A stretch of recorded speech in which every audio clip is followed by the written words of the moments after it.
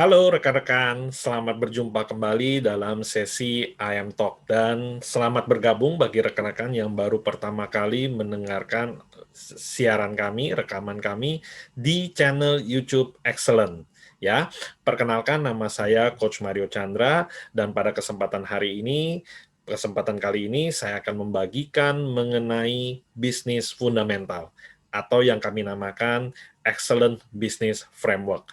Nah, dalam pengalaman-pengalaman kami, baik sebagai seorang profesional maupun juga ketika kami menjalani coaching dan juga consulting kepada pelaku-pelaku usaha dari berbagai ragam industri dengan berbagai latar belakang, kami bisa merumuskan apa ya fundamental yang penting bagi setiap pelaku usaha, sehingga setiap pelaku usaha bisa memiliki seperti panduan dalam menjalankan usahanya. Karena beberapa pertanyaan yang paling penting adalah ketika pelaku usaha menjalani usahanya, banyak pertanyaan seperti, oke, apa sih yang kira-kira penting gitu untuk diperbaiki dari usaha saya? Atau apa sih yang kira-kira penting untuk diperhatikan, yang perlu saya perbaiki, yang perlu saya tingkatkan dari usaha saya?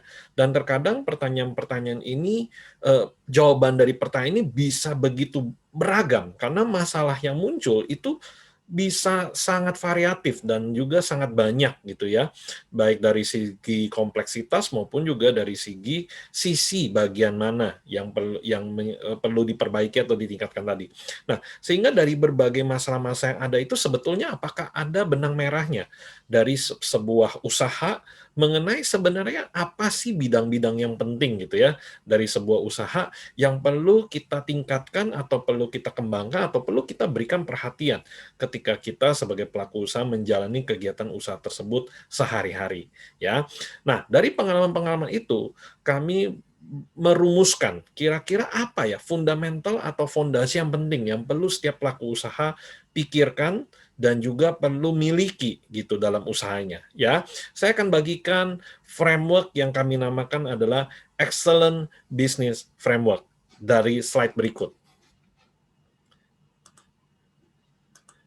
Ya, rekan-rekan bisa lihat di slide yang di layar saudara-saudara sekalian, bahwa bisnis fundamental itu kalau dari sisi kami, Excellent, kami mendapati bahwa ada 5 komponen yang penting, disertai dengan satu pola pikir gitu ya, yang perlu dimiliki ketika menjalani 5 fondasi atau 5 fundamental dari setiap usaha. Nah, pada sesi-sesi berikutnya kita akan bahas lebih mendalam dari setiap fundamental ini, tetapi saya ingin berikan gambaran gitu. Kenapa muncul Excellent Business Framework ini? Nah, Excellent Business Framework ini kami buat berdasarkan apa? Berdasarkan pertama dari pengalaman, dan yang kedua juga dari apa sih yang kami lihat menjadi sebuah tantangannya bagi pelaku-pelaku usaha, bukan hanya hari ini, namun juga masa ke depan. Ya, masa ke depan juga. Nah, tentu apa yang kami buat hari ini kemungkinan besar juga akan mengalami sebuah evolusi, akan mengalami sebuah transformasi dalam perjalanan ke depan. Ya, kenapa? Karena kami meyakini bahwa satu hal yang penting untuk dimiliki oleh setiap pelaku usaha, yang penting dimiliki adalah sebuah pola pikir, yaitu apa? Pola pikir adaptif. Nah, pola pikir adaptif itu bicara tentang apa? Berbicara tentang bagaimana kita perlu beradaptasi dengan tuntutan zaman, dengan perubahan perilaku konsumen, dengan perubahan usaha atau pola bisnis yang ada saat ini. Nah, pola pikir adaptif inilah yang perlu menyetir kita atau perlu mengarahkan kita untuk melakukan apa? Melakukan perubahan-perubahan yang diperlukan. Perubahan ada beberapa, bisa jadi ada hal yang perlu kita tingkatkan, ada hal yang perlu kita revisi, ada hal yang perlu kita perbaiki, ada hal mungkin yang perlu kita hilangkan karena sudah tidak relevan.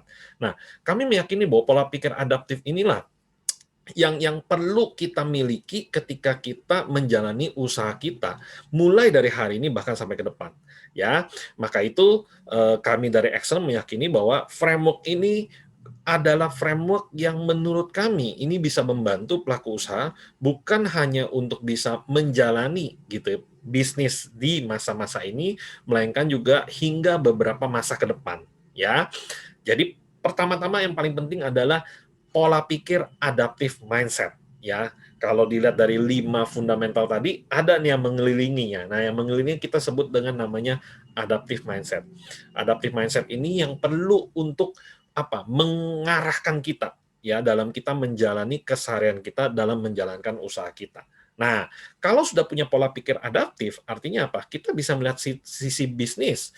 Dari sisi apa? Dari sisi tiap bagian-bagiannya kita juga perlu memperlakukan adaptive mindset ini, ya, memperlakukan adaptive mindset ini. Adaptive mindset ini diperlakukan kepada apa? Kepada 5 fundamental usaha yang kami yakini menjadi fundamental yang penting untuk dimiliki. Nah, kami banyak melayani adalah pelaku-pelaku usaha skala UKM, usaha kecil menengah, di mana usaha-usaha UKM ini memiliki potensi pertumbuhan yang lebih cepat biasanya dibandingkan perusahaan yang lebih besar. Nah, tetapi dalam perjalanannya banyak memang masih ada melakukan namanya trial and error. Masih juga mencoba untuk menemukan sebuah pola yang tepat untuk usahanya. Nah, jadi framework ini akan sangat membantu bagi Anda, terutama Anda pelaku-pelaku usaha UKM. Kira-kira fundamental apa saja sih yang diperlukan? Ya, tadi kita udah bicara tentang yang paling penting nih, yaitu adaptive mindset. Nah, kemudian adaptive mindset ini perlu diperlakukan kepada fundamental-fundamental di dalam bisnisnya. Nah, yang pertama kita sebut, kalau Anda bisa lihat di layar Anda, yang pertama-tama yang warna merah, yaitu apa? Added value and engagement. Salah satu fundamental yang paling penting dalam bisnis adalah memberikan namanya added value dan menciptakan engagement dengan calon customer. Ya, kalau bicara tentang apa sih tujuan dari bisnis, tentu mendapatkan profit. Profit didapatkan dari omset atau order, order didapatkan dari customer, betul ya? Nah, tetapi sebenarnya kami dari Excel meyakini bahwa itu semua adalah hasil atau byproduct. Byproduct apa? Dari apa? Byproduct dari atau hasil dari ketika kita melakukan sebuah proses. Nah, prosesnya proses apa? Proses menciptakan atau memberikan nilai tambah added value, dan juga menciptakan atau memberikan atau menghasilkan engagement. Engagement itu apa? Engagement itu bisa dibilang interaksi yang intens antara produsen dengan konsumen, antara Anda sebagai pelaku usaha dengan customer Anda, gitu ya. Ketika terjadi engagement, mereka juga bisa melihat positif nilai bertambah yang diberikan oleh usaha atau produk jasa kita, mereka akan memberikan hasil, yaitu apa? Omset atau profit kepada usaha kita. Ini yang pertama yang penting. Nah, yang kedua yang penting apa? Ya, operasional dalam bisnis kita yang perlu dijalankan secara sistematik. Ya, systematic operation. Systematic operation ini memang berbicara lebih teknikal, bagaimana kita mengelola usaha kita di belakang layar, ya, di belakang layar. Misalnya apa? Misalnya apakah kita sudah memiliki yang namanya aturan main, kita sudah memiliki namanya workflow, ya, alur kerja. Kita sudah memiliki yang namanya business model. Jadi bicara tentang systematic operation itu berbicara tentang bagaimana kita mendeliver produk dan jasa dengan nilai tambah itu mulai dari awal sampai akhirnya ke tangan konsumen.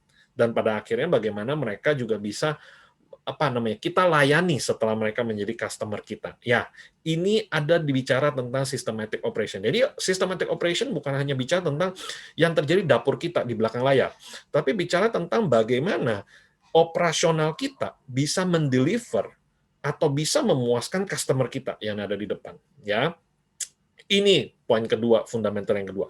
Fundamental yang ketiga yang penting adalah financial acumen. Ya, ini mungkin banyak pelaku usaha sudah sadar dan mengerti bahwa iya, keuangan itu penting. Report keuangan dan seterusnya. Ya, tapi itu hanya satu faktor. Bicara tentang financial acumen adalah kita juga perlu bicara tentang bagaimana kita mengelola keuangan yang ada, bukan hanya memiliki catatan keuangan yang ada. Ya, memiliki catatan keuangan itu wajib, harus, dan penting sekali. Tetapi pertanyaan berikutnya adalah bagaimana kita bisa mengelola keuangan kita.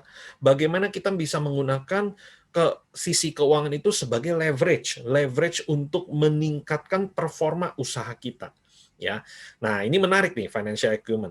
Kenapa? Karena dari financial acumen ini kita bisa jadikan daya ungkit untuk bisa meningkatkan usaha kita jauh lebih besar dari sebelumnya. Financial acumen, ya.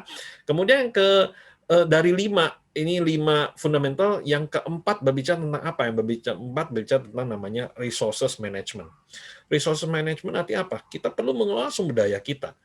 Pengelolaan sumber daya yang baik itu berbicara sumber daya itu ada 2. Ada sumber daya yang namanya tangible, bisa diukur, bisa dilihat, bisa dihitung, dengan namanya resources yang intangible, ya, yang kasat mata tidak bisa dilihat. Nah, resources tangible itu misalnya apa? Manpower kita, mesin produksi kita, aset-aset kita, kas kita gitu ya. Tetapi ada juga yang intangible. Intangible berbicara tentang apa? Bicara tentang inovasi. Berbicara tentang apa teknologi yang kita miliki, berbicara juga tentang brand yang kita miliki, berbicara juga tentang apa namanya potensi-potensi dari usaha kita yang jauh lebih besar kemungkinan dibanding yang bisa terlihat. Ya, nah saya ambil contoh begini. Ini sedikit contoh gitu ya, berbicara tentang resources management. Saya memiliki klien yang memang dia bisnisnya adalah distributor sebetulnya ya, distributor. Jadi dia memberikan jasa penyediaan barang gitu, dan kemudian dia juga apa namanya mendapatkan barang itu dari pihak lain. Jadi dia mensuplai barang tersebut. Nah, yang terjadi apa? Yang terjadi adalah ya begitu kan namanya jadi distributor. Distributornya by the way persaingannya bebas. Jadi dia bisa kompetisi pertama dengan distributor lain, yang kedua bisa berkompetisi dengan pemilik produknya. Loh kok bisa? Ya itulah dinamikanya kan di lapangan. Sering terjadi demikian. Nah, sehingga apa? Ketika kita mulai gali sebenarnya resources apa sih yang bisa dimiliki untuk bisa jadi leverage, bisa jadi daya ungkit dari usahanya. Didapati bahwa ternyata usahanya memiliki sebuah keunggulan dari sisi apa? Dari sisi knowledge tentang marketnya, knowledge tentang teknik di lapangannya. Karena penyedia produk, biasanya mereka memiliki pengetahuan tentang produk, tetapi mereka tidak memiliki pengetahuan yang kuat sekali tentang aplikasi di lapangan. Nah, ketika ini kita bisa gali, kita temukan, oh ternyata punya ya resource. Dia punya desainer yang bagus. Dia juga punya orang-orang yang bidangnya sebetulnya adalah bidang yang lebih luas dibandingkan yang mereka kerjakan, gitu ya. Jadi, sehingga ketika kita brainstorming, oke, resources apa yang kita miliki ya, kita bisa pakai untuk bisa pengembangan usaha kita. Mereka hari ini bukan hanya bergerak di bidang distribusi saja, tetapi sekarang udah mulai bermain ke hulu nih, gitu ya, bermain ke hulu. Artinya apa? Mereka bukan hanya menyediakan barang, tapi mereka juga sudah melakukan namanya instalasinya, gitu ya. Instalasinya bahkan desainnya, ya. Kalau menyedia barang, kemudian instalasi kan mulai ke ada hilir sih. Tetapi ke hulunya apa? Mereka mulai melakukan desain, perencanaannya mereka juga buat. Yang tadinya ini perencanaan ini biasa dilakukan pihak lain, tapi mereka lakukan sekarang sendiri. Kenapa? Karena mereka punya resource ternyata. Ya, mereka punya resource, cuma selama ini belum diutilisasi atau belum dimanfaatkan secara optimal. Ya, ini yang keempat mengenai resources management. Nah, yang kelima, kalau Anda lihat dari slide yang ada depan Anda, ada nih yang di tengah-tengah yang terhubung nih semuanya ke sana. Berbicara tentang apa? Technology integration.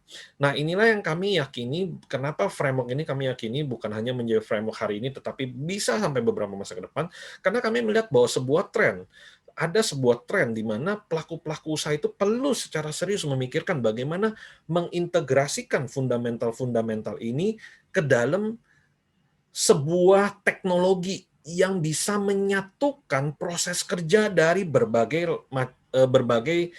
proses-proses lainnya yang terjadi dalam usaha kita ya. Kami namakan ini teknologi integration. Nah, teknologi integration itu berbicara tentang apa? Berbicara tentang bagaimana kita bisa memanfaatkan teknologi yang ada saat ini sehingga proses-proses yang ada mulai dari menciptakan added value, menciptakan engagement, operasional kita di belakang, keuangan dan bagaimana pengelolaan keuangan itu serta sumber daya yang kita miliki itu bisa terintegrasi dalam teknologi. Teknologi itu macam-macam gitu ya. Tetapi kami sendiri memiliki sebuah teknologi yang kami coba introduce, kami perkenalkan kepada pelaku-pelaku usaha, yaitu apa? Teknologi yang berbasis kepada ERP, Enterprise Resources Planning, khusus untuk usaha-usaha UKM. Ya, jadi teknologi integration ini memungkinkan apa? Memungkinkan Anda sebagai pelaku usaha, Anda bisa memiliki data dan informasi secara faktual, akurat, real time, ya, dari berbagai proses-proses yang terjadi, ya, secara real time, dan ini bisa dilakukan atau bisa dipantau sederhana bahkan melalui sebuah smartphone. Ya, nah ketika Anda bisa memiliki data-data, Anda bisa mendapatkan data-data yang faktual, yang juga real time, gunanya apa? Gunanya adalah Anda bisa melakukan analisa. Ketika Anda bisa melakukan analisa, Anda juga bisa mengambil keputusan jauh lebih cepat. Dan terkadang di dunia saat ini, dunia serba terhubung, terkoneksi satu dengan yang lain, pelaku usaha yang satu dengan usaha yang lain, terkadang atau seringkali bahkan saya berani katakan, persaingan dimenangkan bukan karena produk yang lebih superior atau jasa yang lebih superior dibandingkan eh, penyedia lain. Tetapi persaingan, banyak persaingan dimenangkan karena apa? Karena kecepatan dari sebuah usaha jauh lebih cepat mengantisipasi, jauh lebih cepat mengatasi masalah, jauh lebih cepat memenuhi keinginan customer-nya dibandingkan usaha yang sejenis, yang lainnya, kompetitornya. Nah, ini bisa terjadi kenapa? Ini bisa terjadi karena mereka bisa melakukan analisa. Kenapa mereka bisa melakukan analisa? Karena mereka memiliki data-data yang lebih faktual, yang lebih real time, dan lebih cepat mereka bisa dapatkan. Ya, contoh paling simpel lah, kita tahu tidak berapa perputaran produk kita per hari, item apa yang terjadi perputaran cepatnya per hari, customer kita siapa yang melakukan pembelian paling besar, pembeliannya kapan, pembeliannya item apa. Nah, pertanyaan-pertanyaan seperti itu kalau kita miliki dan kita bisa analisa, bayangkan seberapa powerful-nya gitu ya dalam usaha kita. Nah, inilah excellent business framework, dan kita di sesi-sesi berikutnya kita akan bahas lebih mendalam satu persatu. Untuk itu tetap ikuti IM Talk bersama saya Coach Mario dan juga Excellent, dan sampai ketemu di sesi berikutnya. Terima kasih.